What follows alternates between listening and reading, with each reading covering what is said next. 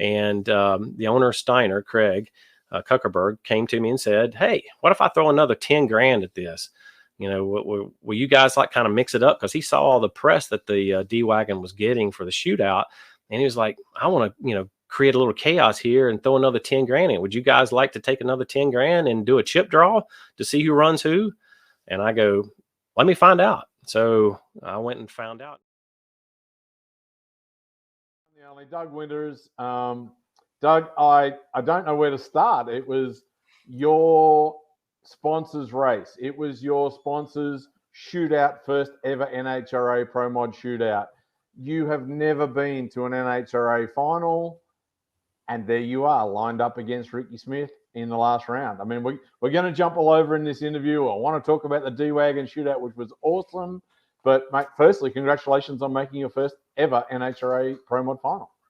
Thanks. I appreciate that. We've been in the semifinals a number of times in NHRA Pro Mod. I've run a lot of races over the years and Top Sportsman, Super Chevy, but never gotten into an NHRA Pro Mod final and won one. And everybody's congratulating me, and which is nice. And I appreciate all the congratulations, but damn it, I wanted that Wally. So, it's a bittersweet pill to swallow. We were that close, and but we're getting closer every time. It is hard as a racer. I mean, you go to the final, and for your case, it was the first final in NHRA, and yet you go home disappointed. It's like, damn, are we that selfish? Are we? I don't know what the right wording is, but I mean, I speak to Nicole all the time about our race program at home, and unless you bring home the Wally, bring home the trophy, you're angry and you're sad and you're disappointed. Yeah. I think I spoke to you earlier today, you need to reflect back on, damn, we made an NHRA Pro Mod final. Yeah, but it's so hard. And I think that's the reason you get upset, right? If it was you showing up at finals, just by showing up, then it was one thing. But it's so hard to get through the rounds of an NHRA event and can come to the final. So, it was just a disappointment. But yeah, it was a good week. I'm sure. Give me another day or two, and I'll be like, okay, great. We went to the final. Let's see if we can build on that headed to Indy. Let's move on and celebrate that, and let's see if we can now get the Wally in the next event. Well, if I can soften it anymore, it puts you into the top 10. So, I mean, I think the number on the side of your car is 8 from last year, and you're currently sitting 8. So it was a good weekend. Yeah, I saw that. So, and I also saw that we're only one round out of 5th. So, or 6th, I think it is. So, Andy, we hope to improve that 8th. I want to get in the top 5 this year. So we've now got a lot of steam to do that, and we'll see what happens. All right, mate. Well, that's enough about you. Let's actually talk about why I asked you to come on this evening. The D-Wagon shootout, the the Pro Mod race sponsored by your sponsor, Steiner. I guess it is still back to you because you made your first ever NHRA final at your sponsor's race. Yeah. But talk to us a little bit about, the excitement that happened on the weekend. We all know the zoo's crazy, but having the first ever NHRA Pro Mod shootout, the craziness that surrounded an extra $10,000 and a D-Wagon for the shootout on the eve of, or the day of the race. Right. Talk to us a little bit about how Chris Thorne walked away with effectively $27,000. Yeah, so the shootout was set, and to kind of backtrack here, I know there's been a lot of talk about it, and I don't mind talking about it, but the way the D-Wagon shootout was set was trying to reward the guys that would go to all the events. So if you went to Gainesville, if you went to Charlotte, if you went to Virginia, you established those points. And establishing those points would get you into the D-Wagon shootout. And not because we didn't want somebody just showing up just in Brainerd to run the D-Wagon and, maybe taking home the trophy and never been to an NHRA event and maybe never see them again. So that was the mode of trying to do the points. And also we wanted to try to generate Topeka number of cars that show up in Topeka to keep getting those points. So, if you had no points from a Pro Mod standpoint, was a racer out there, and you hadn't even got any points for a whole year, you could go to Topeka and just enter the event and take the green light, and that would qualify you for the D-Wagon. So we thought that in doing that, setting up with points like that somebody would take advantage of that. Well, nobody did. As everybody knows, we had 12 cars at Topeka. We only had 12 cars at Brainerd. And so therefore, the points thing was really thrown out the window. It was like, why are we running on points when there's only 12 cars here anyway? And the owner, Steiner, Craig Kuckerberg, came to me and said, "Hey, what if I throw another 10 grand at this? Will you guys like kind of mix it up?" Because he saw all the press that the D-Wagon was getting for the shootout. And he was like, "I want to, create a little chaos here and throw another 10 grand in. Would you guys like to take another 10 grand and do a chip draw to see who runs who?" And I go, "Let me find out." So I went and found out, and like you mentioned, he agreed to give the winner a D-Wagon as well. So I went and found out NHRA was okay with it, and I went to the drivers and thought everybody was okay with it. And then, Ricky thought there was some kind of back story to it of why the 10K was being done, about who was running who and the ladder, et cetera, et cetera. And he said no. And I said, "Okay, well, forget it. And everybody must not need additional money, so everybody's fine with money." And about that time, some drivers came over and said, "No, we want to do this." And I said, "Well, it's up to you guys. I'm out. You do it. If everybody wants to do it, and a consensus of the drivers will do it." And they all came to my pit area, and the consensus was to do it. And Ricky decided to bow out, which, good for him. He stood to his morals. I don't know why he stood to his morals. It was, you had to run everybody in the class anyway to win the D-Wagon shootout. So, he had me paired up first round, and I kind of wish I had run him now, because he when his qualifying pass to where he ran in front of us before the D-Wagon shootout, he knocked the tires off. So I would have won first round of the D-Wagon shootout if I had run him. So, it's kind of a side story in that, but he wouldn't even have won first round anyway, because of that. But, it is what it is. And we created more hype for the D-Wagon than the shootout. So, the fans were great. The fans were completely packed on Saturday run during first round of the D-Wagon shootout. Everybody took great pride in being able to run that event. And I just wish we'd had more than 12 cars, but it is what it is. Well, mate, you took the wind out of my sails, because I was going to say, you did all of this. It was a great idea, and you still only had 12 cars at both events, but it was quality 12 cars. And yet again, we saw the Pro Charger push to the front. Chris Thorne's had an amazing season. He took home $27,000 or $20,000 cash and $7,000 worth of D-Wagon, which I think anyone would be happy with, taking a D-Wagon home. Those things, I think, as a Pro Mod team, it should almost be an automatic inclusion. But we had ours running through the zoo every night, so we made big use of it. We had to wash it off in the morning time because there was a lot of rain in Brainerd and a lot of mud. But yeah, we took advantage of it as well. So the reverse almost happened on race day. I mean, you said you went out first round, you made the final, your very first final. Chris won the D-Wagon shootout, went out first round. Let's talk a little bit about how exciting that is with regard to everyone was talking about, the season's over. Chris is runaway winner. Right. He's 200 points ahead. They're doing an amazing job. I think I made a post that said something along the lines of, Chris Thorne proves he's human, and now Ricky's only 25 points behind him. Yeah, exactly. So I guess we made a race of it, or a race for the championship out of it, by taking out Chris Thorne first round. And, like Alan Reinhardt always says, it's a right place, right time sport, and you just got to beat the car beside you. And so, we knew we couldn't compete with Chris as far as the ETs. He had put down some, stellar numbers in the mid to low 70s. And so what we did was go out there and try to repeat what we did in qualifying. We had run an 87. We stepped it up a little bit and hoping to run like an 85 or 84, and it took off, and I never saw him. And then about three-quarter track, Alan's yelling at me on to lift. So I knew Chris must have been having trouble. So I lifted at about 5.3 seconds and threw the chutes. So the mile an hour was way off, and we came back and it still run a 587. So we're like, okay, well, cool. Well, it would at least been a 585 or a 584 with me letting off of it at 5.3 and pulling the chutes. So we felt good about going into second round after taking out Chris.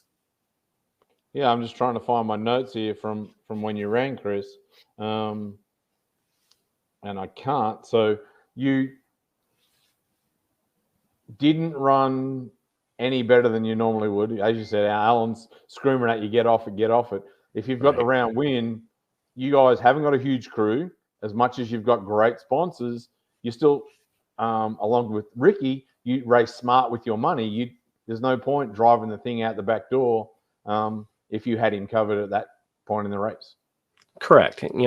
Lane choice was really, they say it when you don't have it, but I'll say it anyway. It wasn't really a big deal because both lanes were great. And so we'd seen that through qualifying. So lane choice really wasn't, something that we cared about. So we'd much rather, and NHRA, as you know, on Sunday, it's a short time turnaround. I mean, you don't have time even to pull the head off of it, if you burn a piston. So there's no sense of taking a chance. So Alan tells me to lift and I lift and we come back for another round. Yeah. And talk us through what happened after that for the Winters Racing team. I mean, you guys, like I said, your first ever NHRA final. We all know that you've been around since, what do I want to say? Jesus was playing centre half.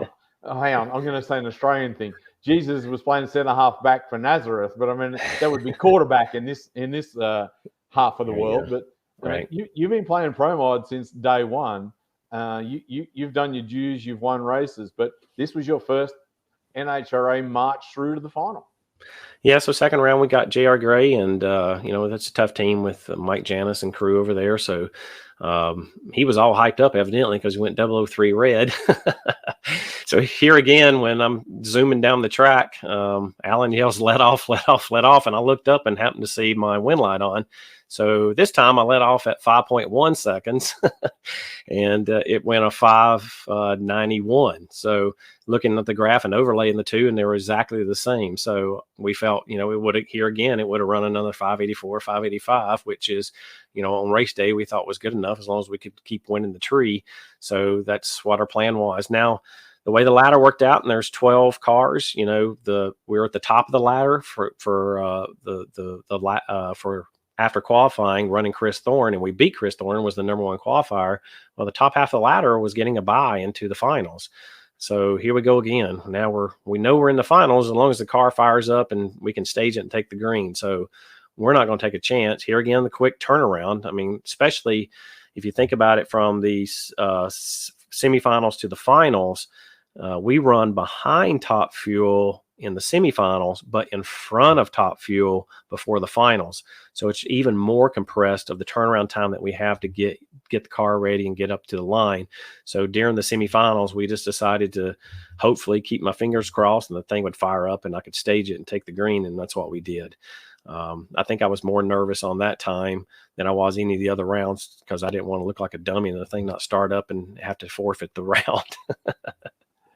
Yeah, I mean, it's always, you can put your hand on your heart and say you tried if you lose to a better car, but if you lose when there's no one else in the other lane, it's a little embarrassing. And in the back of my mind too, I remember, and if somebody correct me if I'm wrong, but Justin Bond last year had a bye into the final, and he ran it through, and the parachute got hung upon a winding bar, and he crashed it and couldn't make the final.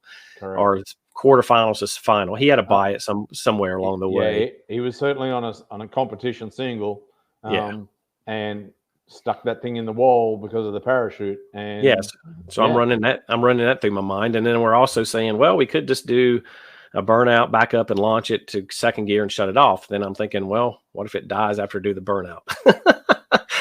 So I was like, let's don't even chance it. Just push it. We'll just start it up, take the green, and idle it down. That's what we did. I think they just write W in your column. They don't write how you got the W. Yeah. I was getting out of the car and Lonnie was down there and, he was congratulating me being in the final and stuff. And I looked at him and said, is that going to get lane choice? I think it was 11:19 or something at 96 miles an hour. He says, I don't think so. So it is what it is though. So going into the final, I mean, whether there's any animosity with Ricky or doesn't matter. He had some trouble with his race car at the previous event. He had some trouble at one of the qualifying rounds at this event. How did you feel going into that final? Well, looking into it after the fact, which I knew I had a pretty good record against Ricky in Pro Modified. I've beaten Ricky quite a few times in things not in Pro Modified or NHRA Pro Modified, but I thought I had a pretty good record, and come to find out, we were 4-3 going into that final round. So he had beaten me 4 times. I'd beaten him 3. So, I've known Ricky for ever since I've been drag racing, and we've had our competitions at all kind of different venues, and at NHRA where was almost 50-50, and we had a chance to go 50-50 with him. So I knew if we had a good reaction time and the car went down the track, Ricky the run before it only run at 80. So I knew we'd be right there. So I felt good about it. And I was pretty confident, to tell you the truth, running Ricky in the final, thinking that we had a really good chance of taking home the Wally. And unfortunately, about 300 feet, you had to give it a pedal, and then it was over. Yeah, so left the line, beat him off the line at my 02 to his 09. So I had 700 on him right there. Our 60 foot was good. We had a 9.660. His nitrous car, which typically has a slower 60 foot, was like a 9.8 or 9.9. So if you had to do the math, I was almost a tenth ahead of him at the 60 foot mark. You're way ahead. Yeah, when I took off, I didn't see him. I saw him shoot, to the back of the side window, and I didn't see him. And then lo and behold, about 1.3 seconds, it started spinning, and I was kind of happy and proud of myself of slapping the throttle and getting it to hook back up, because usually when that happens, it's abort race and it's over with. But I slapped the throttle, and when I slapped the throttle, he shot out in front of me, and obviously I just couldn't come back and catch him at that point. But looking at the data, with that 07 advantage off the line, all I had to do was run a 585, and we would have took home the win. So, we did what we could have done, and we did what we wanted to do. It just didn't turn out the way we wanted to. I guess that's why we do race them on the racetrack and not on the paper. We've talked about that throughout all of these rule modifications and what do you call it? What's the word I'm looking for? That to make everybody even is competition parity. Competition parity. Parity is the word I was looking for. Thank you. Yeah. The bottom line is that you could have won that race on any of the other laps that you would have run. But that's what drag racing is about. You've got to go A to B every single time. You had that advantage in the previous 3 rounds of all you did was beat the guy in the other lane. Yep. And on this occasion, unfortunately for you, you couldn't. Fortunately for Ricky, he adds another one to his ever-growing total of the most winning NHRA Pro Mod racer in the history of the world. Yeah, I don't know which way is, there is no good way to lose, but I don't know which one would be worse, is to just get outrun by him, pretty even off the tree and just get outrun by him, or what happened to us where I beat him off the tree but still lost the race. So either way, it's a loss, but we'll take the runner up and we'll move to Indy. Perfect segue. Thank you so much. Indy coming up, the big go. It looks like you guys are going to have, I don't want to put words in your mouth, but I think from what I'm hearing, you possibly will have an oversubscribed field for Indy. Yeah, I think so. I think I looked yesterday; it was already up to 15, and that was at least 3 or 4 guys shy that they've told me personally that they'll be there. So I think you're looking at least an 18-car field, maybe even gets close to 20 when it's all said and done. Everybody's got another week to enter, or less than a week. Monday's the cutoff, so we'll see after that point. Okay. All right. And what is the Winters Racing Team's program for the big go? Yeah, we've done pretty good at Indy over the years. It's one of the places that we've been to the semifinals. So, I'll take the data that we know from Indy. The weather's usually hot up there, which our car is better than in the heat for someone, or in the high altitudes for some reason. That's the reason I want to run Denver every race. We were out there at Denver last year, and we were right in the middle of our top of the pack associated with ETs.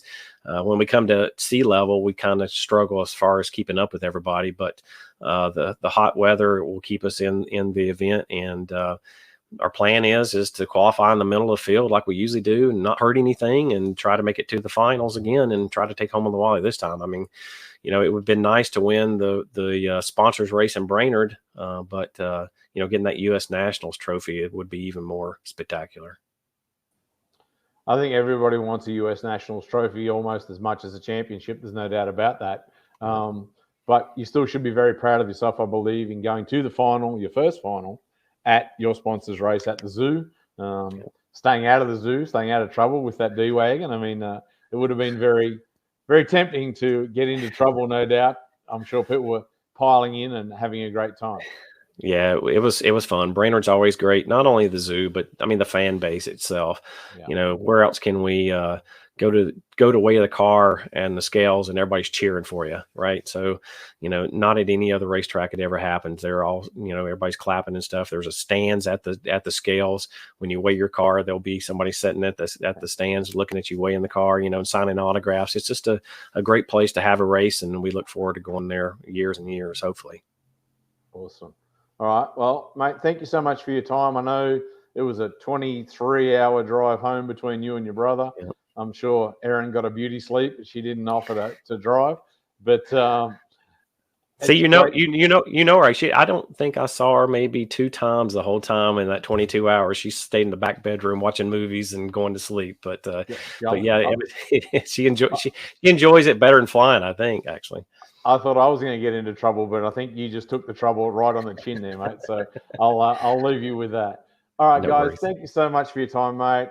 We really look forward to seeing you up in Indy, and congratulations on putting together with your sponsor an amazing shootout, an amazing race, and again, congratulations on making your first NHRA Pro Mod final. Thanks, Brett. Thanks for having me.